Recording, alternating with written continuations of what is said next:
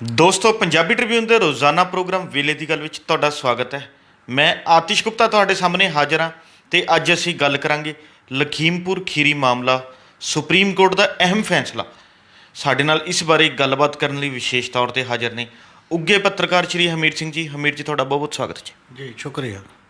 ਹਮੀਰ ਜੀ, ਕੇਂਦਰੀ ਖੇਤੀ ਕਾਨੂੰਨਾਂ ਖਿਲਾਫ ਜਦੋਂ ਇੰਨਾ ਲੰਬਾ ਸੰਘਰਸ਼ ਚੱਲ ਰਿਹਾ ਸੀ, ਉਸੇ ਦੌਰਾਨ 3 ਅਕਤੂਬਰ 2021 ਨੂੰ ਲਖੀਮਪੁਰ ਖੀਰੀ 'ਚ ਇੱਕ ਦਰਦਨਾਕ ਘਟਨਾ ਵਾਪਰੀ ਜਦੋਂ 4 ਕਿਸਾਨਾਂ ਦੀ ਮੌਤ ਹੋ ਚੁੱਕੀ ਸੀਗੀ ਇੱਕ ਸੜਕ ਹਾਦਸੇ 'ਚ।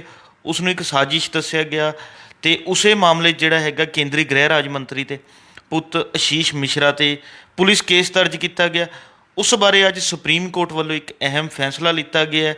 ਅਸੀਂ ਜਾਣਨਾ ਚਾਹਾਂਗੇ ਉਹ ਫੈਸਲਾ ਕੀ ਹੈ, ਸੁਪਰੀਮ ਕੋਰਟ ਨੇ ਕੀ ਟਿੱਪਣੀ ਕੀਤੀ ਹੈ ਤੇ ਇਸ ਨੂੰ ਤੁਸੀਂ ਕਿਵੇਂ ਦੇਖਦੇ ਹੋ? ਅਸਲ 'ਚੋਂ ਜਿਹੜਾ ਲਖੀਮਪੁਰ ਖੀਰੀ ਕਾਂਡ ਸੀਗਾ ਉਹਦੇ 'ਚ ਸੁਪਰੀਮ ਕੋਰਟ ਦਾ ਦਾਖਲ ਸ਼ੁਰੂ ਤੋਂ ਰਿਹਾ, ਕਿਉਂਕਿ 3 ਅਕਤੂਬਰ ਨੂੰ ਇਹ ਘਟਨਾ ਵਾਪਰੀ ਸੀ। ਯੂਪੀ ਸਰਕਾਰ ਉਹਨੂੰ ਰਫਾ ਦਫਾ ਕਰਨ ਦਾ ਇੱਕ ਟਾਈਪ ਦਾ ਚੱਕਰ 'ਚ ਪਈ ਹੋਈ ਸੀ। ਤਾਂ ਨਵੰਬਰ 'ਚ ਜਾ ਕੇ 17-18 ਨਵੰਬਰ ਨੂੰ ਸੁਪਰੀਮ ਕੋਰਟ ਨੇ ਉਹਦਾ ਨੋਟਿਸ ਲਿਆ ਸੀ, ਇਸ ਨੂੰ ਦੇਖੋ। ਅਤੇ SIT ਜਿਹੜੀ ਜਾਂਚ ਕਰ ਰਹੀ ਹੈ ਸੁਪਰੀਮ ਕੋਰਟ ਦੀ ਅਗਵਾਈ 'ਚ, ਉਹਦੀ ਜ਼ਿੰਮੇਵਾਰੀ ਫਿਰ ਉਸ ਜੱਜ ਦੀ ਲਗਾ ਦਿੱਤੀ ਗਈ। ਅਤੇ SIT ਨੇ ਜਿਹੜਾ ਕਿਹਾ, ਮਤਲਬ ਆਪਣੀ ਰਿਪੋਰਟ ਦੇ ਵਿੱਚ ਉਹ ਇਹ ਕਿਹਾ ਸੀ ਕਿ ਇਹ ਇੱਕ ਨੋਰਮਲ ਗੱਲ ਨਹੀਂ ਹੈ, ਘਟਨਾ ਨਹੀਂ ਹੈ। ਇਹ ਘਟਨਾ ਸੋਚੀ ਸਮਝੀ ਇੱਕ ਸਾਜ਼ਿਸ਼ ਦਾ ਹਿੱਸਾ ਹੈ, ਮਤਲਬ ਸੋਚ ਸਮਝ ਕੇ ਇਹਨੂੰ ਅੰਜਾਮ ਦਿੱਤਾ ਗਿਆ। ਉਹ ਜਿਹੜੀ ਥਾਰ ਜੀਪ ਸੀਗੀ, ਉਹ ਜੀਪ ਕੇਂਦਰੀ ਗ੍ਰਹਿ ਮੰਤਰੀ ਦੇ ਨਾਮ ਹੈ, ਗ੍ਰਹਿ ਰਾਜ ਮੰਤਰੀ ਜਿਹੜਾ ਵਿਜੇ ਮਿਸ਼ਰ ਹੈ। ਜਦੋਂ ਉਹਦੇ ਨਾਮ ਹੈ, ਉਹਦਾ ਬੇਟਾ ਉਹਦੇ ਵਿੱਚ ਹੈ। ਪਹਿਲਾਂ ਤਾਂ ਉਹਨਾਂ ਨੇ ਬਹੁਤ ਟਰਾਈ ਇਹੀ ਕੀਤੀ ਕਿ ਉਹ ਤਾਂ ਉਸ ਜਗ੍ਹਾ 'ਤੇ ਹੈ ਨਹੀਂ ਸੀ। ਬਾਅਦ ਦੇ ਵਿੱਚ ਇਹ ਸਾਬਤ ਹੋ ਗਿਆ ਕਿ ਉਸ ਜਗ੍ਹਾ 'ਤੇ ਹੈ। ਯੂਪੀ ਦੀ ਪੁਲਿਸ ਜਾਂ ਬਾਕੀ ਜਿਵੇਂ ਉਹਨੂੰ ਨਿਵਾਜਦੇ ਰਹੇ ਮਹਿਮਾਨ ਦੇ ਤੌਰ ਦੇ ਉੱਤੇ, ਤਾਂ ਸੁਪਰੀਮ ਕੋਰਟ ਨੇ ਦਖਲ ਉਦੋਂ ਦਿੱਤਾ ਸੀਗਾ। ਇੱਕ ਕੁਝ ਸਮਾਂ ਤਾਂ ਉਹ ਰਿਹਾ ਜੇਲ੍ਹ ਦੇ ਅੰਦਰ, ਪਰ ਚਲਦੇ ਚਲਦੇ ਫਿਰ ਇਲਾਹਾਬਾਦ ਹਾਈ ਕੋਰਟ ਨੇ ਉਹਨੂੰ ਜ਼ਮਾਨਤ ਦਿੱਤੀ 28 ਫਰਵਰੀ ਨੂੰ। ਫਰਵਰੀ ਨੂੰ ਜਿਹੜੀ ਜ਼ਮਾਨਤ ਦਿੱਤੀ, ਅਤੇ ਉਦੋਂ ਬਾਅਦ ਫਿਰ ਇੱਕ ਬੜਾ ਵੱਡਾ ਝਟਕਾ ਲੱਗਿਆ ਇਸ ਗੱਲ ਨੂੰ ਵੀ ਇਹਦਾ ਮਤਲਬ ਇਹ ਹੈ ਕਿ ਇੰਨਾ ਕਤਲ ਹੋਣ ਦਾ ਲਗਭਗ ਇੱਕ ਕੇਸ ਚੱਲ ਰਿਹਾ ਹੋਵੇ ਕਤਲਾਂ ਦਾ ਵੀ ਸਾਜ਼ਿਸ਼ੀ ਕਤਲਾਂ ਦਾ, ਸਾਜ਼ਿਸ਼ ਕਰਕੇ ਅਚਾਨਕ ਨਹੀਂ ਹੋਏ, ਉਹ ਵੀ ਪੀਸਫੁਲ ਤਰੀਕੇ ਨਾਲ ਬੰਦੇ ਜਾ ਰਹੇ ਹੋਣ ਅਤੇ ਅਚਾਨਕ ਅਟੈਕ ਕਰਕੇ ਤੁਸੀਂ ਉਹਨਾਂ ਨੂੰ ਮਾਰ ਰਹੇ ਹੋ। ਅਤੇ ਇਦੋਂ ਉਲਟ ਦੂਜੀ ਗੱਲ ਇਹ ਹੋ ਗਈ ਕਿ 4 ਇਹ ਕਿਸਾਨ ਸ਼ਹੀਦ ਹੋਏ ਅਤੇ ਬਾਕੀ 2 BJP ਦੇ ਵਰਕਰ ਵੀ ਬਾਅਦ ਵਾਲਾ, ਜਦੋਂ ਉਹਨਾਂ ਦੇ ਵਿੱਚ ਮਤਲਬ ਮਾਹੌਲ ਇਹੋ ਜਿਹਾ ਬਣਿਆ, ਬੰਦੇ ਮਰ ਰਹੇ ਨੇ ਅਤੇ ਸਾਰੇ, ਅਤੇ ਉਹ ਵੀ ਮਾਰੇ ਗਏ ਅਤੇ ਇੱਕ ਡਰਾਈਵਰ ਦੀ ਵੀ ਮੌਤ ਹੋਈ ਅਤੇ ਉਹ ਸਾਰਾ ਕੁਝ ਹੋਇਆ। 2 ਪੈਰਲਲ ਪਰਚੇ ਦਰਜ ਹੋਏ ਅਤੇ ਪੁਲਿਸ ਦੂਜੇ ਪਾਸੇ ਐਕਟਿਵ ਜ਼ਿਆਦਾ ਦਿਖਾਈ ਦਿੰਦੀ ਹੈ, ਜਿਹੜੇ ਕਿ ਅਚਾਨਕ ਤੌਰ 'ਤੇ ਸਡਨ ਪ੍ਰਵੋਕੇਸ਼ਨ ਦੇ ਵਿੱਚ ਕੋਈ ਚੀਜ਼ ਘਟਨਾ ਵਾਪਰਦੀ ਹੈ। ਜਿਹੜਾ ਮੂਲ ਗੱਲ ਹੈ, ਜਿਹਨੇ ਸੋਚ ਸਮਝ ਕੇ ਕਤਲ ਕੀਤੇ ਦਿਖਾਈ ਦੇ ਰਹੇ ਨੇ, ਜਾਂ ਜਿਹਦੇ 'ਤੇ ਐਲੀਗੇਸ਼ਨ SIT ਨੇ ਇਹੋ ਜਿਹੇ ਲਾਏ ਨੇ, ਉਹਦੇ ਵੱਲ ਘੱਟ ਧਿਆਨ ਦੇ ਰਹੀ ਹੈ। ਅਤੇ ਇਲਾਹਾਬਾਦ ਹਾਈ ਕੋਰਟ ਨੇ ਮਤਲਬ ਇਹ ਇੱਕ ਪਤਾ ਨਹੀਂ ਕਿੱਥੋਂ ਇੱਕ ਗੱਲ ਨੂੰ ਕਿਸੇ ਨੂੰ ਉਹਨਾਂ ਨੂੰ ਪ੍ਰਵਾਨ ਕਰ ਲਿਆ, ਉਹਨਾਂ ਦੀ ਨੂੰ ਜਿਹੜੀ ਆਸ਼ੀਸ਼ ਮਿਸ਼ਰਾ ਦੇ ਵਕੀਲਾਂ ਨੇ ਜਾਂ ਬਾਕੀ ਨੇ ਕਿਹਾ ਕਿ ਕੋਈ ਗਵਾਹਾਂ ਨਾਲ ਛੇੜਛਾੜ ਨਹੀਂ ਹੋਏਗੀ, ਕੋਈ ਸਬੂਤਾਂ ਨਾਲ ਛੇੜਛਾੜ ਨਹੀਂ ਹੋਏਗੀ, ਗਵਾਹ ਨੂੰ ਧਮਕਾਇਆ ਨਹੀਂ ਜਾਏਗਾ, ਕਿਤੇ ਬਾਹਰ ਜਾਏਗਾ ਨਹੀਂ ਛੱਡ ਕੇ, ਉਹ ਸਾਰੀਆਂ ਚੀਜ਼ਾਂ ਨੂੰ ਐਵੇਂ ਹੀ ਮੰਨ ਲਿਆ ਗਿਆ ਜਿਹੜੀ ਚੀਜ਼ ਹੈ। ਤਾਂ ਸੁਪਰੀਮ ਕੋਰਟ ਨੇ ਕਿਹਾ, ਸਾਰਿਆਂ ਨੂੰ ਸੁਣਾ ਕੇ ਉਦੋਂ ਤੋਂ ਹੀ ਸੁਪਰੀਮ ਕੋਰਟ ਦਾ ਸੰਕੇਤ ਇਹ ਆ ਰਿਹਾ ਸੀ ਕਿ ਉਹ ਖੁਸ਼ ਨਹੀਂ ਹੈ ਸੁਪਰੀਮ ਕੋਰਟ ਇਹ ਸਾਰੇ ਮਾਮਲੇ ਤੋਂ। ਜਦੋਂ ਕੁਝ ਲੋਕ ਸੁਪਰੀਮ ਕੋਰਟ ਗਏ ਅਤੇ ਉਹਨੇ ਰਿਜ਼ਰਵ ਰੱਖਿਆ ਹੋਇਆ ਸੀ ਮਾਮਲਾ ਅੱਜ 22 ਤਰੀਕ ਤੱਕ, ਮਤਲਬ 22 ਤਰੀਕ ਤੱਕ ਪਹਿਲਾਂ ਸੀ, ਅਤੇ ਹੁਣ ਉਹਨੇ ਅੱਜ ਸੁਣਾਤਾ ਉਹ। ਪਹਿਲਾਂ ਲੱਗਦਾ ਸ਼ਾਇਦ 22 ਤਰੀਕ ਤੱਕ ਉਹ ਜਾਵੇ, ਪਰ ਉਹਦੇ 'ਚ ਇਹ ਕਿਹਾ ਗਿਆ ਹਾਈ ਕੋਰਟ ਨੂੰ ਕਿ ਤੁਸੀਂ ਬਿਨਾਂ ਪੀੜਤ ਧਿਰ ਨੂੰ ਸੁਣੇ, ਕਿਉਂਕਿ ਉਹਦੀ ਗੱਲ ਤਾਂ ਸੁਣੋਗੇ ਨਾ ਜੋ ਵੀ ਹੈ, ਅਤੇ ਇਹ ਜ਼ਮਾਨਤ ਜਿਹੜੀ ਦੇਣੀ ਠੀਕ ਨਹੀਂ ਹੈ, ਇਸ ਕਰਕੇ ਤਾਂ ਇਹ ਰੱਦ ਕੀਤੀ ਹੈ। ਇੱਕ ਉਹਨੇ ਹਦਾਇਤ ਕੀਤੀ ਹੈ ਇਲਾਹਾਬਾਦ ਹਾਈ ਕੋਰਟ ਨੂੰ ਮੁੜ ਕੇ ਵਿਚਾਰੋ ਸਾਰੀਆਂ ਚੀਜ਼ਾਂ ਨੂੰ, ਕਿ ਉਹ ਜ਼ਮਾਨਤ ਦਾ ਹੱਕਦਾਰ ਸੀ ਨਹੀਂ ਸੀ, ਜਾਂ ਕਿਹੜੀਆਂ ਗੱਲਾਂ ਸੀ। ਔਰ ਉਦੋਂ ਬਾਅਦ ਖਬਰਾਂ ਇਹ ਆਉਂਦੀਆਂ ਨੇ, ਸਗੋਂ ਆ ਰਹੀਆਂ ਨੇ ਲਗਾਤਾਰ, ਕਿ ਗਵਾਹਾਂ ਨੂੰ ਧਮਕਾਇਆ ਜਾ ਰਿਹਾ ਪੁਲਿਸ ਦੇ ਵੱਲੋਂ ਵੀ, ਅਤੇ ਕਿਉਂਕਿ ਪੁਲਿਸ ਦੇ ਵੱਲੋਂ ਹੀ ਧਮਕਾਇਆ ਜਾ ਰਿਹਾ, ਸਰਕਾਰੀ ਮਸ਼ੀਨਰੀ ਵੱਲੋਂ ਧਮਕਾਇਆ ਜਾ ਰਿਹਾ, ਪ੍ਰਾਈਵੇਟ ਬਦਮਾਸ਼ਾਂ ਵੱਲੋਂ ਵੀ ਧਮਕਾਇਆ ਜਾ ਰਿਹਾ। ਜਦੋਂ ਜਿਹਦਾ ਬਾਪ ਅਸਤੀਫਾ ਦੇਣ ਦੀ ਬਜਾਏ ਕੇਂਦਰ ਦੀ ਸਰਕਾਰ ਦੇ ਵਿੱਚ ਸਟੇਟ ਹੋਮ ਮਿਨਿਸਟਰ ਦੀ ਪਦਵੀ 'ਤੇ ਬੈਠਾ ਹੈ, ਤਾਂ ਸੁਭਾਵਿਕ ਹੈ ਉਹਦੇ ਲਈ ਕੋਈ ਵੀ ਕੰਮ ਕਰੇਗਾ ਉਸ ਪੱਧਰ ਦੇ ਉੱਤੇ। ਇੱਕ ਤਾਂ ਇਸ ਕੇਸ ਦਾ ਹੈਗਾ ਕ੍ਰਿਮੀਨਲ ਅਪਰਾਧਿਕ ਗੱਲ, ਦੂਜਾ ਹੈਗਾ ਇਖਲਾਕੀ ਪਹਿਲੂ। ਇਖਲਾਕੀ ਪਹਿਲੂ ਦੇ ਵਿੱਚ ਟੋਟਲ ਕੇ ਪ੍ਰਧਾਨ ਮੰਤਰੀ ਤੋਂ ਲੈ ਕੇ ਟੋਟਲ ਉਹ ਸਰਕਾਰ, BJP ਦੀ ਪਾਰਟੀ, ਸਮੇਤ ਜਿਹੜੀ ਪਾਰਟੀ ਵਿਦ ਡਿਫਰੈਂਸ ਕਹਾਉਂਦੀ ਹੈ ਦੂਜਿਆਂ ਨਾਲੋਂ ਅਸੀਂ ਵੱਖਰੇ ਹਾਂ, ਸਾਡਾ ਕੋਈ ਅਸੂਲ ਹੈ, ਸਾਡਾ ਕੋਈ ਅਨੁਸ਼ਾਸਨ ਹੈ ਜਾਂ ਉਸ ਪੱਧਰ ਦੇ, ਉਹ ਵੀ ਸਾਰੇ ਵਿੱਚ ਨੇ ਅਖਲਾਕ ਦੇ ਤੌਰ 'ਤੇ। ਤਾਂ ਕਿ ਜੇ ਤੁਹਾਡਾ ਬੰਦਾ ਉੱਚਾ ਅਹੁਦੇ 'ਤੇ ਬੈਠਾ ਹੋਇਆ ਔਰ ਉਹਦੇ 'ਤੇ ਐਲੀਗੇਸ਼ਨ ਕੋਈ ਵਿਰੋਧੀ ਧਿਰ ਨਹੀਂ ਲਾ ਰਹੀ, ਉਹਦੇ 'ਤੇ ਉਸ ਜਾਂਚ ਦੇ ਦੌਰਾਨ ਤੁਹਾਡੀ ਸਰਕਾਰ ਹੈ, ਉਹਦੇ ਜਾਂਚ ਦੇ ਦੌਰਾਨ ਇਹ ਗੱਲਾਂ ਆਉਂਦੀਆਂ ਨੇ ਕਿ ਇਹ ਗੱਲ ਹੈ, ਉਹਦਾ ਵਹੀਕਲ ਮਿਲ ਜਾਂਦਾ, ਉਹਦਾ ਵਾਹਨ ਮਿਲ ਜਾਂਦਾ। ਇਸ ਮਾਮਲੇ ਦੇ ਵਿੱਚ ਕਈ ਕਾਨੂੰਨ ਦੇਸ਼ ਦੇ ਵਿੱਚ ਇਹੋ ਜਿਹੇ ਨੇ, ਜਿਹੜਾ NDPS ਐਕਟ ਹੈ ਜਿੱਥੇ ਨਸ਼ਾ ਹੈ, ਜੇਕਰ ਬੰਦੇ ਦਾ ਇਕੱਲਾ ਵਾਹਨ ਮਿਲ ਜੇ ਤਾਂ ਵੀ 4-4 ਮਹੀਨੇ ਜ਼ਮਾਨਤ ਨਹੀਂ ਹੁੰਦੀ ਹੈ ਨਾ। ਕੋਈ ਇਹ ਵੀ ਕਹਿ ਸਕਦਾ ਉਹੀ ਲੈ ਗਿਆ ਸੀ, ਜੇ ਸੀ ਉਹ ਸੀ, ਪਰ ਉਹ ਸਖਤ ਤੁਸੀਂ ਇਹ ਚੀਜ਼ ਦੇ ਵਿੱਚ ਇਹਦੇ ਨਾਲ ਇਹ ਹੋ ਜਾਂਦਾ ਫਿਰ ਕਿ ਤੁਸੀਂ ਇਨਸਾਫ ਦੇਣ ਦੇ ਲਈ ਤਿਆਰ ਨਹੀਂ ਹੋ। ਜੀ ਬਿਲਕੁਲ। ਜੇ ਇਨਸਾਫ ਦੇਣ ਲਈ ਤਿਆਰ ਹੋ ਤਾਂ ਤੁਸੀਂ ਉਨਾ ਚਿਰ ਦੇ ਲਈ ਘੱਟੋ ਘੱਟ ਤੋਂ ਅਸਤੀਫਾ ਲੈਂਦੇ। ਤੁਸੀਂ ਕਹਿੰਦੇ ਭਾਈ ਕੋਰਟ ਜਦ ਤੱਕ ਫੈਸਲਾ ਨਹੀਂ ਕਰਦਾ, ਜਦ ਕੋਰਟ ਦਾ ਫੈਸਲਾ ਆ ਜਾਊਗਾ ਉਦੋਂ ਬਾਅਦ ਜੇ ਬਰੀ ਹੋ ਗਿਆ ਤਾਂ ਅਸੀਂ ਦੁਬਾਰਾ ਲੈ ਲਾਂਗੇ, ਨਹੀਂ ਬਰੀ ਹੋ ਜਾਊਗਾ ਤਾਂ ਠੀਕ ਹੈ, ਅਸੀਂ ਇਹਨੂੰ ਬਲਕਿ ਟਿਕਟ ਵੀ ਨਹੀਂ ਦੇਣਾ ਚਾਹੀਦਾ ਅਖਲਾਕੀ ਤੌਰ 'ਤੇ ਤਾਂ ਪਾਰਟੀਆਂ ਨੂੰ। ਬਾਕੀ ਜਗ੍ਹਾ ਤਾਂ ਉਹਦੇ ਸਰਕਾਰੀ ਉਹਦੇ ਤਾਂ ਦੂਰ ਦੀ ਗੱਲ ਹੈ। ਹੁਣ 1 ਹਫ਼ਤੇ ਦੇ ਅੰਦਰ ਅੰਦਰ ਉਹਨੂੰ ਸਰੈਂਡਰ ਕਰਨ ਨੂੰ ਕਿਹਾ ਕੋਰਟ ਦੇ ਵਿੱਚ, ਹਫ਼ਤੇ ਬਾਅਦ ਉਸ ਹਫ਼ਤੇ ਦੇ ਅੰਦਰ ਸਰੈਂਡਰ ਕਰੇਗਾ ਅਤੇ ਮੁੜ ਕੇ ਜੇਲ੍ਹ ਜਾਏਗਾ। ਚਲੋ ਜੇਲ੍ਹ ਜਾਏਗਾ ਅਤੇ ਜੇਲ੍ਹ ਜਾਣਾ ਵੀ ਇੱਕ ਲੈਵਲ ਦਾ ਸਬਕ ਹੁੰਦਾ ਵੀ ਅਸੀਂ ਕਰਦੇ ਹਾਂ ਤਾਂ ਜਿੱਡੇ ਮਰਜ਼ੀ ਕੁਰਸੀ ਦੇ ਉੱਤੇ ਆ, ਅਤੇ ਅਸੀਂ ਐਂ ਨਹੀਂ ਘਰ ਬੈਠ ਸਕਦੇ, ਮਤਲਬ ਜਿਸ ਵੀ ਤਰੀਕੇ ਦੇ ਨਾਲ। ਅਗਲੀ ਗੱਲ ਇਹ ਹੈ ਕਿ ਇਹਨਾਂ ਦਿਨਾਂ ਦੇ ਵਿੱਚ ਕਿਸਾਨਾਂ ਨੇ ਵੀ ਇੱਕ ਪ੍ਰੋਗਰਾਮ ਉਲੀਕਿਆ ਹੋਇਆ ਇਸ ਮਾਮਲੇ ਦੇ ਵਿੱਚ। ਜਦੋਂ ਉਹਨਾਂ ਨੂੰ ਪਤਾ ਲੱਗ ਗਿਆ ਕਿ ਦੂਜੀ ਧਿਰ ਨੂੰ ਸਗੋਂ ਟੌਰਚਰ ਕੀਤਾ ਜਾ ਰਿਹਾ ਹੈ, ਉਹਨਾਂ ਨੇ ਇੱਕ ਪ੍ਰੋਗਰਾਮ ਦਿੱਤਾ ਹੈ ਕਿ ਚਲੋ ਉੱਥੇ ਨੂੰ ਲਖੀਮਪੁਰ ਨੂੰ ਚੱਲੀਏ, ਅਤੇ ਲਖੀਮਪੁਰ ਚਲੋ ਦਾ ਸਲੋਗਨ ਦਿੱਤਾ ਹੈ। ਅਤੇ ਉੱਥੇ ਜਾ ਕੇ ਫਿਰ ਦੁਬਾਰਾ ਇੱਕ ਦਬਾਅ ਬਣਾਉਣ ਦੀ ਗੱਲ ਹੈ ਕਿਸਾਨਾਂ ਨੂੰ। ਦੁਬਾਰਾ ਇਹ ਹੈ ਵੀ ਕਿ ਅੰਦੋਲਨ ਖਤਮ ਦੀ ਬਜਾਏ ਇਹ ਜਿਹੜੀਆਂ ਮੰਗਾਂ ਨੇ, ਜਿਵੇਂ MSP 'ਤੇ ਚੱਲ ਹੀ ਰਿਹਾ, ਉਵੇਂ ਇਹ ਵੀ ਓਡੀ ਓ ਵੱਡੀ ਗੱਲ ਹੈ ਜਿਹਦੇ 'ਤੇ ਬੜੇ ਵੱਡੇ ਲਾਮਬੰਦੀ ਦੀ ਲੋੜ ਹੈ, ਤਾਂ ਕਿ ਇੱਕ ਦਬਾਅ ਪੈਰਲਲ ਪਿਆ ਰਹੇ ਇਨਸਾਫ ਲੈਣ ਲਈ ਵੀ। ਇੱਥੇ ਤਾਂ ਇਹ ਨਹੀਂ ਤਾਂ ਕਾਨੂੰਨ ਦੀ ਨਜ਼ਰ 'ਚ, ਸੰਵਿਧਾਨ ਦੀ ਨਜ਼ਰ ਦੇ ਵਿੱਚ ਤਾਂ ਇਹ ਦਿਖਾਈ ਦੇਣਾ ਚਾਹੀਦਾ ਕਿ ਜਦੋਂ ਤੁਹਾਡੇ ਸਾਹਮਣੇ ਕ੍ਰਾਈਮ ਆ ਗਿਆ, ਸਾਡਾ ਜਸਟਿਸ ਸਿਸਟਮ ਇਹੋ ਜਿਹਾ ਚਾਹੀਦਾ, ਨਿਆਂ ਸਿਸਟਮ ਇਹੋ ਜਿਹਾ ਚਾਹੀਦਾ ਕਿ ਲੋਕਾਂ ਨੂੰ ਯਕੀਨ ਹੋ ਜੇ ਕਿ ਹਾਂ ਨਿਆਂ ਮਿਲੂਗਾ। ਪਰ ਸਾਡੇ ਉਹ ਨਹੀਂ ਹੈ। ਉਦੋਂ ਤੱਕ ਵੀ ਸਾਡੇ ਦਬਾਅ ਬਣਾਉਣਾ ਬੜਾ ਜ਼ਰੂਰੀ ਹੁੰਦਾ ਹੈ ਕਿ ਜਦੋਂ ਤੱਕ ਨਿਆਂ ਮਿਲ ਨਹੀਂ ਜਾਂਦਾ। ਇਸ ਲਈ ਹੁਣ ਹਜੇ ਵੀ ਕਿਸਾਨ ਜਥੇਬੰਦੀਆਂ ਦੀ ਵੀ ਇਹ ਜ਼ਿੰਮੇਵਾਰੀ ਵੀ ਹੈ, ਅਤੇ ਉਹਨਾਂ ਨੇ ਪ੍ਰੋਗਰਾਮ ਉਲੀਕੇ ਵੀ ਨੇ ਕਿ ਅਸੀਂ ਇਸ 'ਤੇ ਦਬਾਅ ਬਣਾਵਾਂਗੇ। ਜੀ ਹਮੀਰ ਜੀ, ਇਹਦੇ ਨਾਲ ਹੀ ਗੱਲ ਕਰੀਏ ਕਿਸਾਨਾਂ ਨੂੰ ਪੇਸ਼ ਆਉਣ ਵਾਲੀ ਸਮੱਸਿਆਵਾਂ ਦੀ, ਤਾਂ ਅਕਸਰ ਆਪਾਂ ਦੇਖਦੇ ਹਾਂ ਵੀ ਕਿ ਮੌਸਮ ਤਬਦੀਲੀ ਦੌਰਾਨ ਜਿਹੜਾ ਹੈਗਾ ਫਸਲਾਂ ਦਾ ਨੁਕਸਾਨ ਹੋ ਜਾਂਦਾ ਹੈ, ਅਤੇ ਉਸ ਦੀ ਭਰਪਾਈ ਨੂੰ ਲੈ ਕੇ ਲੰਬਾ ਸਮਾਂ ਚਾਹੇ ਸੂਬਾ ਸਰਕਾਰ ਹੋਵੇ ਚਾਹੇ ਕੇਂਦਰ ਸਰਕਾਰ ਹੋਵੇ, ਕੋਈ ਵੀ ਫੈਸਲਾ ਲੈਣ 'ਚ ਕਾਮਯਾਬ ਹੋ ਨਹੀਂ ਪਾਉਂਦੀ, ਅਤੇ ਉਹ ਲਗਾਤਾਰ ਜਿਹੜਾ ਹੈਗਾ ਇਸ 'ਤੇ ਮੀਟਿੰਗਾਂ ਕਰਦੀ ਰਹਿੰਦੀ ਹੈ, ਪਰ ਕਿਸਾਨਾਂ ਨੂੰ ਮੁਆਵਜ਼ਾ ਨਹੀਂ ਮਿਲ ਪਾਉਂਦਾ, ਨਾ ਹੀ ਨੁਕਸਾਨੀ ਫਸਲਾਂ ਦੀ ਭਰਪਾਈ ਹੋ ਪਾਉਂਦੀ ਹੈ। ਸਰਕਾਰਾਂ ਨੂੰ ਇਸ ਲਈ ਕੀ ਕਰਨਾ ਚਾਹੀਦਾ? ਅਸਲ ਦੇ ਵਿੱਚ ਤਾਂ ਇਹੀ ਹੁੰਦਾ ਕਿ ਪਹਿਲਾਂ ਤਾਂ ਇੱਕ ਤਰੀਕਾ ਅਪਣਾਇਆ ਗਿਆ ਸਾਡੇ ਦੇਸ਼ ਦੇ ਵਿੱਚ ਲਗਾਤਾਰ ਚੱਲ ਕੇ, ਉਹ ਹੈ ਫਸਲੀ ਬੀਮਾ ਯੋਜਨਾ ਦਾ, ਜਿਹਦਾ ਨਾਮ ਪ੍ਰਧਾਨ ਮੰਤਰੀ ਫਸਲੀ ਬੀਮਾ ਯੋਜਨਾ ਰੱਖਿਆ ਗਿਆ। ਕਿ ਉਹ ਬੀਮਾ ਯੋਜਨਾ ਹੋਏਗੀ, ਕੇਂਦਰ ਸਰਕਾਰ ਵੀ ਉਹ 'ਚ ਹਿੱਸਾ ਪਾਏਗੀ, ਸੂਬੇ ਦੀ ਸਰਕਾਰ ਵੀ ਉਹਦੇ 'ਚ ਹਿੱਸਾ ਪਾਏਗੀ, ਅਤੇ ਥੋੜ੍ਹਾ ਜਿਹਾ ਇੱਕ ਹਿੱਸਾ ਨੋਮੀਨਲ ਕਿਸਾਨ ਪਾਉਣਗੇ, ਤਾਂ ਕਿ ਜਦੋਂ ਕਦੇ ਇਹ ਚੀਜ਼ਾਂ ਆਉਣ ਜਾਂ ਕੋਈ ਆਫਤ ਆਵੇ ਉਦੋਂ ਉਹਨਾਂ ਦੀ ਭਰਪਾਈ ਹੋ ਸਕੇ।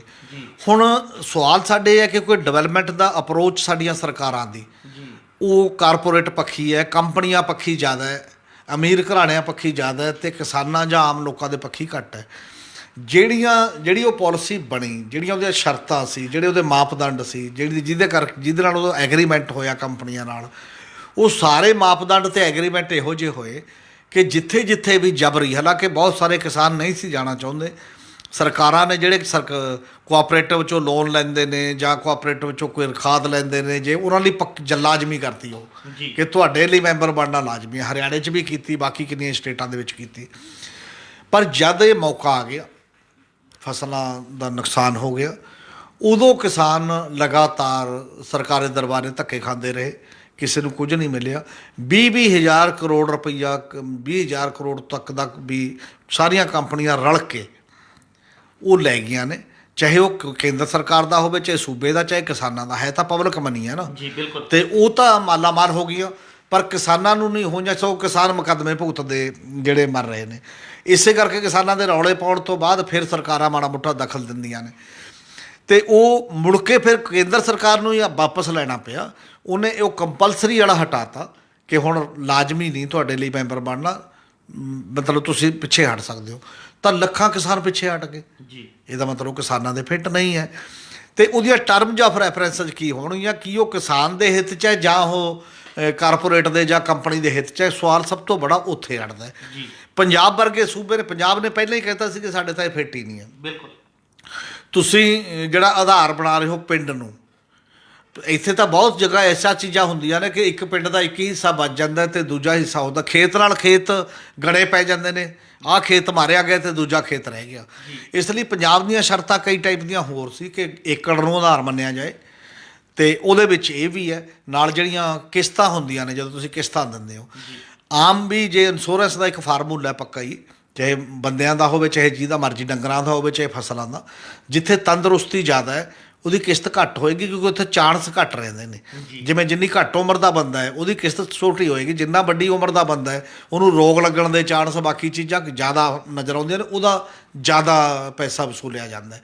ਤੇ ਇੱਥੇ ਉਲਟ ਗੱਲ ਹੈ, ਪੰਜਾਬ 98% ਇਰੀਗੇਟਡ ਮਤਲਬ ਸਿੰਚਾਈ ਜਾਬਤਾ ਸੂਬਾ ਹੈ, ਇੱਥੇ ਤਾਂ ਫਸਲ ਮਰਦੀ ਹੋ ਨਹੀਂ ਹੈ। ਬਿਲਕੁਲ ਫਸਲ ਮਰਦੀ ਨਹੀਂ, ਇੱਥੇ ਲਾਗਤ ਵੱਧ ਜਾਂਦੀ ਹੈ ਜੀ। ਔਰ ਲਾਗਤ ਵਧੀ ਹੈ, ਜਿੰਨੇ ਵਾਰ ਸੋਕਾ ਪਿਆ ਲਾਗਤ ਵੱਧ ਗਈ ਕਿਸਾਨਾਂ ਦੀ, ਤੇ ਨਾਲ ਥੋੜ੍ਹਾ ਬਹੁਤ ਸਗੋਂ ਝਾੜ ਵਧਿਆ ਘਟਿਆ ਨਹੀਂ ਹੈ, ਤਾਂ ਇਹਨਾਂ ਨੂੰ ਤਾਂ ਫਾਇਦਾ ਹੀ ਨਹੀਂ, ਤੇ ਘਾਟਾ, ਉਹ ਘਾਟਾ ਕਿਵੇਂ ਪੂਰਾ ਹੋਏਗਾ। ਦੂਜੀ ਗੱਲ ਸਗੋਂ ਸਾਡਾ ਇਹ ਕਹਿੰਦੇ ਰਹੇ, ਕਿਸਾਨ ਵੀ ਕਹਿੰਦੇ ਰਹੇ, ਸਾਡੇ ਮਾਹਰ ਵੀ ਕਹਿੰਦੇ ਰਹੇ ਕਿ ਜਲਵਾਯੂ ਪਰਿਵਰਤਨ ਦੇ ਨਾਲ ਜਿਹੜੀਆਂ ਫਸਲਾਂ ਦਬਾ ਨਹੀਂ ਝੱਲ ਸਕਦੀਆਂ, ਉਹਦੇ 'ਤੇ ਜਿਹੜੇ ਝਾੜ ਦੇ ਅਸਰ ਪੈਂਦੇ ਨੇ ਉਹ ਉਹਦਾ ਹਿੱਸਾ ਹੋਣਾ ਚਾਹੀਦਾ। ਦੂਜਾ ਉਹ ਕਹਿੰਦੇ ਨੇ ਜੇ ਅੱਗ ਲੱਗਣ ਨਾਲ ਕੋਈ ਚੀਜ਼ਾਂ ਨੇ ਉਹ ਚੀਜ਼ਾਂ ਵੀ ਵਿੱਚ ਆਉਣੀਆਂ ਚਾਹੀਦੀਆਂ ਨੇ।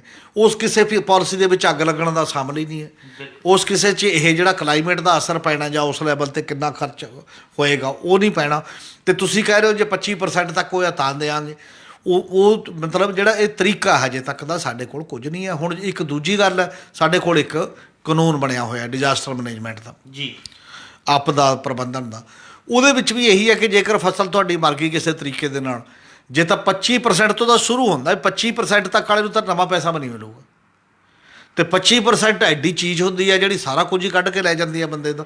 25% ਨਾਲ ਤਾਂ ਹੁਣ ਤੁਹਾਡਾ ਜਿਹੜਾ ਮਾੜਾ ਮੋਟਾ ਪ੍ਰੋਫਿਟ ਮਾਰਜਨ ਹੈ ਉਹ ਵੀ ਚਲਾ ਜਾਂਦਾ, ਬਲਕਿ ਘਾਟਾ ਪੈਂਦਾ।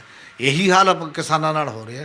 ਮਤਲਬ ਕੋਈ ਐਸੀ ਚੀਜ਼ ਜਿਹੜੀ ਭਰਪਾਈ ਕਰ ਸਕੇ ਨੁਕਸਾਨ ਦੀ, ਅਤੇ ਉਹ ਅਜੇ ਤੱਕ ਅਸੀਂ ਨਾ ਕੇਂਦਰ ਸਰਕਾਰ ਨਾ ਸੂਬਾ ਸਰਕਾਰ ਨਾ ਉਹ ਸਿਰ ਜੋੜ ਕੇ ਬੈਠੀਆਂ ਨੇ, ਅਤੇ ਨਾ ਇਹਦਾ ਕੋਈ ਪੱਕਾ ਹੱਲ ਕਰ ਸਕੀਆਂ ਨੇ। ਫਿਰ ਇੱਕੋ ਹੀ ਗੱਲ ਆ ਜਾਂਦੀ ਹੈ, ਰੌਲਾ ਪੈਂਦਾ ਬੋਨਸ ਦੇ ਦਿਓ ਜੀ, ਉਹ ਕਹਿੰਦਾ ਦੇ ਦਾਂਗੇ। ਬੋਨਸ ਦੀ ਐਲਾਨ ਕਈ ਵਾਰ ਪਹਿਲਾਂ ਅਮਰਿੰਦਰ ਸਰਕਾਰਾਂ ਨੇ ਕੀਤੇ, ਉਹ ਨਹੀਂ ਮਿਲਿਆ ਸਮੇਂ 'ਤੇ, ਅਤੇ ਕਦੇ ਕੋਈ ਹੋਰ ਸਰਕਾਰ ਕਰਦੀ ਆ ਉਹ ਟਾਈਮ 'ਤੇ ਨਹੀਂ ਮਿਲਦਾ। ਉਹਦੇ 'ਚ ਕਈ ਝਗੜੇ ਪੈਂਦੇ ਨੇ, ਉਹ ਠੇਕੇ ਵਾਲੇ ਕੋਲ ਚਲਾ ਗਿਆ ਜਾਂ ਦੂਜੇ ਬੰਦੇ ਕੋਲ ਚਲਾ ਗਿਆ, ਅਤੇ ਸੂਬਾ ਸਰਕਾਰ ਕੋਲ ਪੈਸੇ ਹੈਗੇ ਜਾਂ ਨਹੀਂ ਹੈਗੇ। ਇਹ ਸਾਰੀਆਂ ਚੀਜ਼ਾਂ ਦਿੱਕਤਾਂ ਉਸ ਲਈ ਇੰਨੇ ਨੂੰ ਸੀਜ਼ਨ ਲੰਘ ਜਾਂਦੇ ਨੇ। ਜਦ ਬੰਦੇ ਨੂੰ ਲੋੜ ਹੁੰਦੀ ਹੈ, ਜਦੋਂ ਉਹਦੇ 'ਚ ਘਾਟਾ ਪਿਆ, ਉਹਦੇ ਵਾਸਤੇ ਕੋਈ ਸਾਡੇ ਕੋਲ ਫੂਲ ਪ੍ਰੂਫ ਚੀਜ਼ ਨਹੀਂ ਹੈ ਜਿਹਦੇ 'ਤੇ ਬਹੁਤ ਜ਼ਿਆਦਾ ਮੰਥਨ ਕਰਕੇ ਮੱਥਾਮਾਰੀ ਕਰਕੇ ਇੱਕ ਕਲੀਅਰ ਕੱਟ ਪਾਲਿਸੀ ਹੋਣੀ ਚਾਹੀਦੀ ਹੈ ਕਿ ਜਿਹੜੇ ਨੁਕਸਾਨ ਦੀ ਭਰਪਾਈ ਲਈ ਇੱਕ ਵਾਰ ਕਰਨ ਦੀ ਲੋੜ ਹੈ। ਜੀ ਹਮੀਰ ਜੀ, ਕੱਲ੍ਹ ਕਿਸਾਨ ਜਥੇਬੰਦੀਆਂ ਦੀ ਅਤੇ ਪੰਜਾਬ ਦੇ ਮੁੱਖ ਮੰਤਰੀ ਭਗਵੰਤ ਸਿੰਘ ਮਾਨ ਦੀ ਵੀ ਮੀਟਿੰਗ ਹੋਈ ਹੈ। ਅਸੀਂ ਜਾਣਨਾ ਚਾਹਾਂਗੇ ਵੀ ਕਿ ਉਸ 'ਚ ਕੀ ਫੈਸਲੇ ਲਏ ਗਏ, ਕੀ ਗੱਲਬਾਤ ਹੋਈ ਹੈ। ਉਹ ਇਹੀ ਹੈ, ਮੈਂ ਤਾਂ ਕਿਸਾਨ ਲੀਡਰਾਂ ਨੂੰ ਸੁਣਿਆ ਕਹਿੰਦੇ ਜੀ ਬਹੁਤ ਚੰਗੇ ਮਾਹੌਲ 'ਚ ਹੋਈ ਹੈ। ਵੈਸੇ ਤਾਂ ਚੰਗੇ ਮਾਹੌਲ 'ਚ ਹੀ ਹੋਣੀਆਂ ਚਾਹੀਦੇ ਨੇ ਕਿ ਕਿਹੜਾ ਜੰਗੀ ਮਾਹੌਲ ਹੈ ਕਿ ਯੂਕਰੇਨ ਅਤੇ ਰੂਸ ਦਾ ਜੰਗ ਲੱਗਿਆ, ਉਹਦੇ ਕਰਕੇ ਮਾਹੌਲ ਵੀ ਵਿਗੜ ਜਾਂਦਾ ਹੁੰਦਾ ਮੀਟਿੰਗਾਂ ਦਾ। ਅਤੇ ਮੀਟਿੰਗਾਂ ਤਾਂ ਹਮੇਸ਼ਾ ਹੀ ਜੇਕਰ ਆਪਸਦਾਰੀ ਹੈ ਅਤੇ ਉਹਦੇ 'ਚ ਚੰਗੇ ਮਾਹੌਲ 'ਚ ਹੋਣੇ ਚਾਹੀਦੇ ਨੇ। ਇਹ ਠੀਕ ਹੈ ਕਿੰਨੀ ਗੱਲ ਕਿਸੇ ਨੇ ਮੰਨੀ ਕਿੰਨੀ ਨਾ, ਉਹ ਅਲੱਗ ਸਵਾਲ ਹੈ। ਅਤੇ ਗੱਲ ਕਰ ਇਹ ਜ਼ਰੂਰ ਹੈ ਵੀ ਅਗਲੀ ਗੱਲ ਕਿ ਜਿਹੜੇ ਇਸ਼ੂਜ਼ ਨੇ ਸਾਡੇ ਸਾਹਮਣੇ ਮੁੱਦੇ ਨੇ, ਔਰ ਉਹ ਮੁੱਦਿਆਂ 'ਤੇ ਕਿੰਨੀ ਕੁ ਗੱਲ ਹੋ ਰਹੀ ਹੈ। ਇੱਕ ਗੱਲ ਇਹ ਹੋਈ ਹੈ ਕਿ ਕੁਝ ਫਸਲਾਂ ਨੇ ਜਿਵੇਂ ਮੱਕੀ ਸਮੇਤ ਬਾਕੀ ਵੀ ਅਸੀਂ ਇਹਦੇ 'ਤੇ MSP ਬਾਰੇ ਵਿਚਾਰ ਹੋਏਗੀ ਮਤਲਬ ਕੇਂਦਰ ਨਾਲ ਗੱਲ ਕਰਨਗੇ। ਕੇਂਦਰ ਤਾਂ ਪਹਿਲੀਆਂ ਤੋਂ ਵੀ ਪਿੱਛੇ ਹਟਣ ਲਈ ਤਿਆਰ ਹੈ, ਅਤੇ ਉਹਦੇ ਲਈ ਤਾਂ ਇੱਕ ਵੱਡੀ ਲੜਾਈ ਚੱਲ ਰਹੀ ਹੈ ਕਿ 23 ਦੀਆਂ 23 ਫਸਲਾਂ ਦਾ MSP ਦਾ ਅਨਾਊਂਸ ਕਰਦੇ ਹੋ, ਉਹਦੀ ਖਰੀਦ ਦੀ ਜੇ ਗਰੰਟੀ ਨਾ ਹੋਈ ਤਾਂ ਫਿਰ ਤਾਂ ਕੋਈ ਮਤਲਬ ਨਹੀਂ ਹੈ। ਕੀ ਸੂਬਾ ਸਰਕਾਰ ਇਸ ਹੈਸੀਅਤ 'ਚ ਹੈ ਕਿ ਖੁਦ ਖਰੀਦ ਲੇ? ਔਰ ਇੱਕ ਗੱਲ ਕਰਕੇ ਸੂਬਾ ਸਰਕਾਰ ਹੋ ਸਕਦੀ ਹੈ ਜੇਕਰ ਜਿਵੇਂ ਬਾਜਰੇ ਦਾ, ਮੱਕੀ ਦਾ, ਕੁਝ ਫਸਲਾਂ ਦਾ ਪਿਛਲੇ ਦਿਨਾਂ ਦੇ ਵਿੱਚ ਕਈ ਸਾਲਾਂ ਤੋਂ ਇੱਥੇ ਐਡਵੋਕੇਟ ਤੂਰ ਹੋਣੀ ਨੇ ਅਤੇ ਕਈ ਹੋਰ ਵਕੀਲ ਮਿਲ ਕੇ ਹਾਈ ਕੋਰਟ ਦੇ ਵਿੱਚ ਇੱਕ ਰਿਟ ਪਾਈ ਹੋਈ ਹੈ। ਉਹਨਾਂ ਨੇ ਹਾਈ ਕੋਰਟ ਦੇ ਵਿੱਚ ਉਹ ਇਹ ਕਹਿੰਦੇ ਨੇ ਕਿ ਜੇ MSP ਅਨਾਊਂਸ ਹੁੰਦੀ ਹੈ ਤਾਂ ਉਹਦੇ 'ਤੇ ਖਰੀਦ ਕਿਉਂ ਨਹੀਂ ਹੁੰਦੀ। ਉੱਥੇ ਕੇਂਦਰ ਸਰਕਾਰ ਦਾ ਹਲਫੀਆ ਬਿਆਨ ਆਇਆ ਹੋਇਆ ਅਤੇ ਬਾਕੀ ਸਰਕਾਰਾਂ ਤੋਂ ਵੀ ਮੰਗਿਆ ਤੁਸੀਂ ਕੀ ਕਹਿਣਾ ਚਾਹੁੰਦੇ ਹੋ, ਤਾਂ ਉਹਦੇ 'ਤੇ ਕੇਂਦਰ ਸਰਕਾਰ ਨੇ ਇਹ ਕਿਹਾ ਕਿ ਰਾਜ ਸਰਕਾਰਾਂ ਖਰੀਦ ਲੈਣ, ਸਾਨੂੰ ਦੱਸ ਦੇਣ, ਅਤੇ ਉਸ ਤੋਂ ਬਾਅਦ ਅਸੀਂ ਰੀਇੰਬਰਸ ਕਰ ਦਾਂਗੇ, ਵਾਪਸ ਕਰ ਦਾਂਗੇ। ਕੁਝ ਫਸਲਾਂ ਬਾਜਰੇ ਸਮੇਤ ਇਹ ਹਰਿਆਣਾ ਸਰਕਾਰ ਨੇ ਖਰੀਦੀਆਂ ਵੀ ਨੇ ਅਤੇ ਰੀਇੰਬਰਸ ਪੰਜਾਬ ਦੀ ਗੌਰਮੈਂਟ ਨੇ ਅੱਜ ਤੱਕ ਉਹਦੇ 'ਤੇ ਨਹੀਂ ਧਿਆਨ ਦਿੱਤਾ। ਨਾ ਇਹ ਕਿਹਾ, ਉਹ ਇਹ ਕਹਿੰਦੇ ਨੇ ਸਾਡੇ ਕੋਲ ਪੈਸੇ ਨਹੀਂ ਹੈ। ਜੇ ਕਾਰਪਸ ਫੰਡ ਕੋਈ 5000 ਕਰੋੜ ਦਾ 7000 ਕਰੋੜ ਦਾ ਰੱਖ ਲੈਣ, ਰੱਖ ਕੇ ਇਹ ਜਿਹੜੀਆਂ ਛੋਟੀਆਂ ਇਹ ਫਸਲਾਂ ਨੇ ਕੁਝ ਘੱਟੋ ਘੱਟ ਇਹ ਸਾਡੀਆਂ ਬਹੁਤ ਛੋਟੀਆਂ ਫਸਲਾਂ ਨੇ, ਜੇ ਲੰਮਾ ਵੱਡੀਆਂ ਨਹੀਂ। ਵੱਡੀਆਂ ਫਸਲਾਂ ਤਾਂ ਸਾਡੇ ਕੋਲ 34 ਲੱਖ ਹੈਕਟੇਅਰ ਦੇ ਵਿੱਚ ਕਣਕ ਹੈ, ਸਾਡੇ ਕੋਲ 28 ਲੱਖ ਹੈਕਟੇਅਰ 'ਚ ਸਾਡੇ ਕੋਲ ਝੋਨਾ ਹੈ। ਬਾਕੀ ਤਾਂ ਕੋਈ 10,000 ਹੈ, ਕੋਈ 20,000, ਕੋਈ 25,000 ਹੈਕਟੇਅਰ ਦੀਆਂ ਗੱਲਾਂ ਨੇ ਜਿਹੜੀਆਂ ਬਾਕੀ ਦੀਆਂ ਨੇ। ਫਿਲਹਾਲ ਉੱਥੋਂ ਸ਼ੁਰੂ ਕਰ ਲੈਣ, ਉਹ ਖਰੀਦ ਕੇ ਉਦੋਂ ਬਾਅਦ ਕੇਂਦਰ ਤੋਂ ਦੇਖਣ ਰੀਇੰਬਰਸ ਕਰਨਾ ਕੋਈ ਤਰੀਕਾ ਤਾਂ ਲਗਭਗ ਕੱਢਿਆ ਜਾ ਸਕਦਾ। ਪਰ ਜਿੰਨਾ ਚਿਰ ਉਹਦੇ ਲਈ ਕੋਈ ਫੰਡ, ਰਿਵਾਲਵਿੰਗ ਫੰਡ ਜਾਂ ਕੋਈ ਪਰਮਾਨੈਂਟ ਕੋਈ ਫੰਡ ਨਹੀਂ ਕ੍ਰੀਏਟ ਕੀਤਾ ਜਾਂਦਾ, ਉਨਾ ਚਿਰ ਉਹ ਖਰੀਦ ਨਹੀਂ ਹੋਏਗੀ ਉਸ ਪੱਧਰ ਦੇ ਉੱਤੇ, ਜਾਂ ਹੋਣਾ ਬੜਾ ਮੁਸ਼ਕਿਲ ਕੰਮ ਹੁੰਦਾ। ਇਹਦੇ 'ਤੇ ਕੋਈ ਇਲਾਜ ਜੇਕਰ ਇਸ ਲੈਵਲ ਦਾ ਕੱਢ ਸਕਣ ਜਾਂ ਸੂਬਾ ਸਰਕਾਰ ਆਪਣੇ ਲੈਵਲ 'ਤੇ ਉਹੋ ਜਿਹੀ ਜਿੰਨਾ ਕੁ ਹਰਿਆਣਾ ਕਰਦਾ ਸੀ, ਤਾਂ ਵੀ ਕੁਝ ਫਸਲਾਂ ਦਾ 2-4 ਦਾ ਮਤਲਬ ਫਰਕ ਪੈ ਜੂ। ਸਬਜ਼ੀਆਂ ਸੁਬਜ਼ੀਆਂ ਦਾ ਤਾਂ ਜ਼ਿਆਦਾਤਰ ਹਜੇ ਹੁਣ ਮਾਰਕੀਟ 'ਚ ਮਹਿੰਗਾਈ ਹੈ, ਮੈਨੂੰ ਲੱਗਦਾ ਅਜੇ ਸ਼ਾਇਦ ਲੋੜ ਵੀ ਘੱਟ ਪੈਂਦੀ ਹੈ ਉਹ ਉਨੇ ਪੈਸੇ ਦੇਣ ਦੀ। ਪਰ ਮੱਕੀ ਤੋਂ ਲੈ ਕੇ ਜਿਹੜੇ ਬਾਕੀ ਛੋਲੇ, ਮੱਕੀ, ਬਾਕੀ ਦੀਆਂ ਫਸਲਾਂ ਨੇ, ਇਹਦੇ 'ਤੇ ਜ਼ਰੂਰ ਹੋਣਾ ਚਾਹੀਦਾ।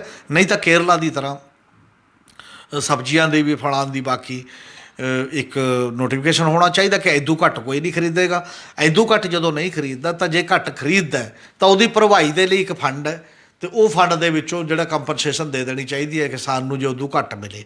ਜਿਵੇਂ ਆਲੂਆਂ 'ਚ ਕਈ ਵਾਰ ਵਾਪਰਦਾ, ਸੂਰਜਮੁਖੀ 'ਚ ਕਈ ਵਾਰ ਵਾਪਰਦਾ, ਕੁਝ ਚੀਜ਼ਾਂ 'ਚ ਇਹੋ ਜਿਹਾ 'ਚ ਵਾਪਰਦਾ। ਜੇ ਉਹਨਾਂ ਦੇ ਵਿੱਚ ਵੀ ਇਹ MSP ਇਸ ਤਰੀਕੇ ਨਾਲ ਕਰਨਾ ਚਾਹਣ ਤਾਂ ਉਹ ਇੱਕ ਤਰੀਕਾ ਹੋ ਸਕਦਾ। ਔਰ ਜੇ ਪ੍ਰੈਕਟੀਕਲ ਕਰਕੇ ਦੇਖਣਗੇ ਤਾਂ ਕਿੰਨਾ ਹੋਊਗਾ, ਕਿੰਨਾ ਫਾਇਦਾ ਹੋਏਗਾ, ਇਹ ਤੋਂ ਬਾਅਦ ਦੀ ਅਮਲ ਦੇ ਵਿੱਚੋਂ ਹੀ ਜਾਓ ਪੋਲਿਸੀ ਬਣਦੀ ਕਿਹੋ ਜਿਹੀ ਹੈ ਉਹਦੇ ਤੋਂ ਤੈਅ ਹੋਏਗਾ। ਅਜੇ ਇਹ ਸਾਰਾ ਜ਼ਬਾਨੀ ਮਾਮਲਾ ਜੀ।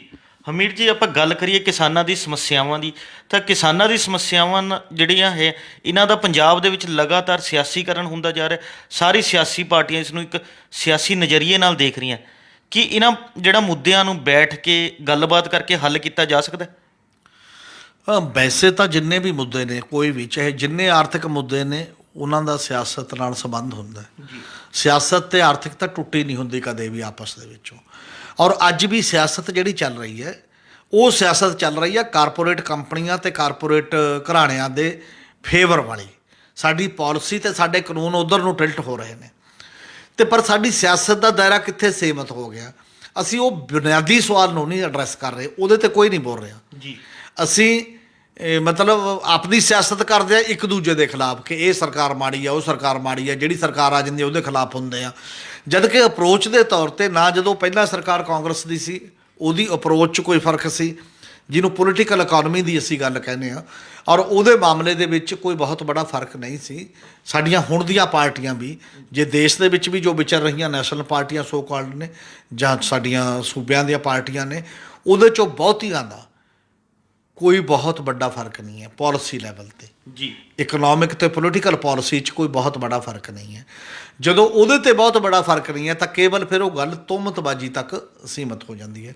ਇੱਕ ਫਰਕ ਤਾਂ ਸਭ ਤੋਂ ਬੜਾ ਇਹੀ ਹੈ, ਤੁਸੀਂ ਇਹਦੇ 'ਤੇ ਵੀ ਫਰਕ ਨਹੀਂ ਪਾ ਰਹੇ ਕਿ ਜਿਹੜਾ ਫੈਡਰਲਿਜ਼ਮ ਦਾ ਕੁਐਸਚਨ ਹੈ, ਜਿਹੜਾ ਤਾਕਤਾਂ ਦੇ ਕੇਂਦਰੀਕਰਨ ਦਾ ਸਵਾਲ ਹੈ, ਜਿਹਦੀਆਂ ਕਈ ਪੰਜਾਬ ਨਾਲ ਸੰਬੰਧਿਤ ਆਪਣੀਆਂ ਲੋੜਾਂ ਨੇ, ਖਾਸੀਅਤ ਹੈ ਜਿਹੜੀ, ਜਾਂ ਹਰਿਆਣੇ ਦੀ ਆਪਣੇ ਨਾਲ ਸੰਬੰਧਿਤ ਖਾਸੀਅਤ ਹੈ, ਰਾਜਸਥਾਨ ਦੀ ਆਪਣੇ ਨਾਲ ਸੰਬੰਧਿਤ ਖਾਸੀਅਤਾਂ ਨੇ, ਉਹ ਖਾਸੀਅਤਾਂ ਨੂੰ ਤਾਂ ਆਪਣੇ ਸਟੇਟ ਦੇ ਵਿੱਚ ਹੱਲ ਕਰਨ ਦਾ ਅਧਿਕਾਰ ਹੋਣਾ ਚਾਹੀਦਾ ਜੀ। ਬਿਲਕੁਲ। ਉਹ ਫੈਡਰਲ ਸਟਰਕਚਰ ਦੇ ਵੀ ਪੱਖ 'ਚ ਤੁਸੀਂ ਕੋਈ ਮੂਵਮੈਂਟ ਪੋਲੀਟੀਕਲ ਨਹੀਂ ਉਠਾ ਰਹੇ, ਕੋਈ ਬਾਕੀ ਦੀ ਚੀਜ਼ਾਂ ਨਹੀਂ। ਇਹਦਾ ਮਤਲਬ ਲੰਮੇ ਦਾਅ ਤੋਂ ਇਹਨਾਂ ਚੀਜ਼ਾਂ ਦੇ ਸੋਲੂਸ਼ਨ ਵੱਲ ਸਾਡੀ ਸਿਆਸਤ ਵਧੇ ਜੀ, ਉਹਦੇ 'ਤੇ ਉਹਨੂੰ ਅਸੀਂ ਜਾਣ ਬੁੱਝ ਕੇ ਬਾਈਪਾਸ ਕਰ ਰਹੇ ਹਾਂ, ਉਹਦੇ ਤੋਂ ਬਚ ਰਹੇ ਹਾਂ। ਅਤੇ ਅਸੀਂ ਥੋੜ੍ਹੇ ਦਾਅ ਵਾਲੀਆਂ ਚੀਜ਼ਾਂ 'ਚ ਬਸ ਬਿਆਨ ਦੇਣਾ ਹੀ ਹੁੰਦਾ, ਕਿਉਂਕਿ ਹਰੇਕ ਨੇ, ਵਿਰੋਧੀ ਧਿਰ ਨੇ ਸਰਕਾਰ ਦੇ ਖਿਲਾਫ ਦੇਣਾ, ਸਰਕਾਰ ਨੇ ਆਪਦੇ ਪੱਖ 'ਚ ਦੇਣਾ। ਅਸੀਂ ਸਾਡੀ ਡਿਬੇਟ ਉੱਥੇ ਤੱਕ ਸੁੰਗੜੀ ਹੋਈ ਹੈ, ਜਦ ਕਿ ਡਿਬੇਟ ਦਾ ਦਾਇਰਾ ਮੋਕਲਾ ਕਰਨਾ ਚਾਹੀਦਾ ਬੌਧਿਕ ਤਬਕੇ ਦੇ ਅੰਦਰ ਵੀ, ਕਿਸਾਨ ਜਥੇਬੰਦੀਆਂ ਦੇ ਅੰਦਰ ਵੀ, ਅਤੇ ਪੋਲੀਟੀਕਲ ਧਿਰਾਂ ਦੇ ਅੰਦਰ ਵੀ।